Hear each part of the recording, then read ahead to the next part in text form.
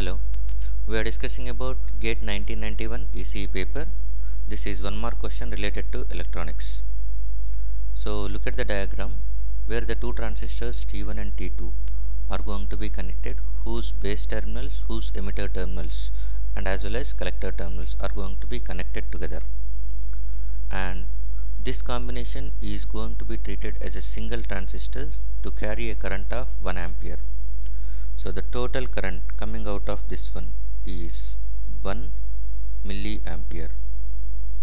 The current coming out is nothing but total is 1 milliampere.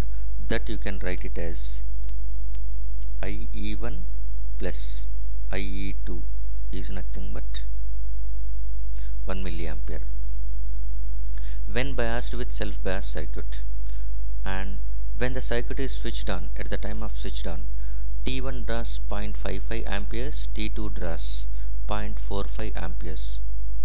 If the supply is kept on continuously, ultimately it is very likely that A. both T1 T2 get damaged, B. both T1 T2 will be safe, C. T1 will get damaged, T2 will be safe, D. T2 will get damaged, T1 will be safe. So what will be the right option for this one? We can think IE1 is nothing but I1 and IE2 is nothing but I2 for simplicity.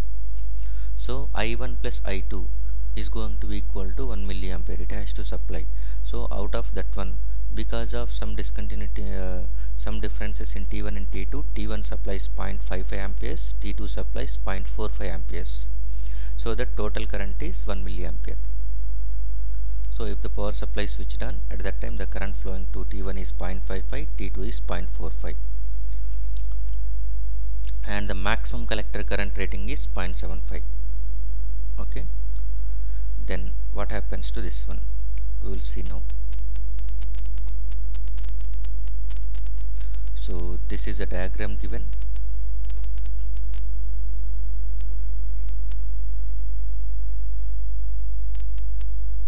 Okay, given that one IC maximum is equal to 0.75 amperes. When the switch is on, at that time this is I1 and it is I2.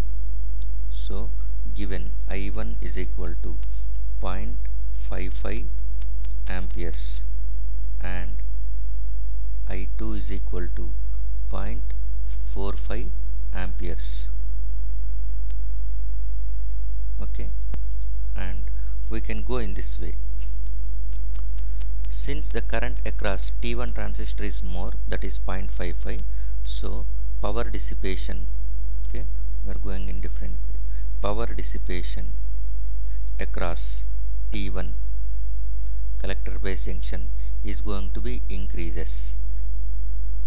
Power dissipation across collector base junction of T1 is going to be increases because of that one. Okay, T1 gets more heated, that is nothing but heat is increases, that implies nothing but temperature increases, and whenever temperature increases, at that time IC01, that is reverse saturation current of T1 transistor, is gets increases. Whenever IC0 of 1 is going to be gets increases, at that time IC1, that is nothing but I1 in our case, I1 increases. Whenever I1 increases, again the power dissipation increases. So whenever I1 is increases and the circuit is going to be saying that one, it has to supply current of 1 milliampere only. So that sum of I1 plus I2 has to be 1 ampere. 1 ampere. So out of that one, if I1 increases, that forces to reduce, I2 reduces. So the thing is nothing but whenever I1 try to increase, I2 reduces. So because of this process, I1 always try to increase, I2 always try to reduce by the same amount. And as it is going to be increasing from 0.55, at one point it may reach that 0.75 amperes, which is going to the maximum limit where T1 can be safe. So the process continues and T1 current will go beyond 0.75, so that T1 gets damaged. T1 gets damaged, and by that time T2 is going to be reducing, so T2 will be safe for this circuit. Okay, so T1 gets damaged and T2 will be safe. The right option for this question is C. T1 will get damaged and T2 will be safe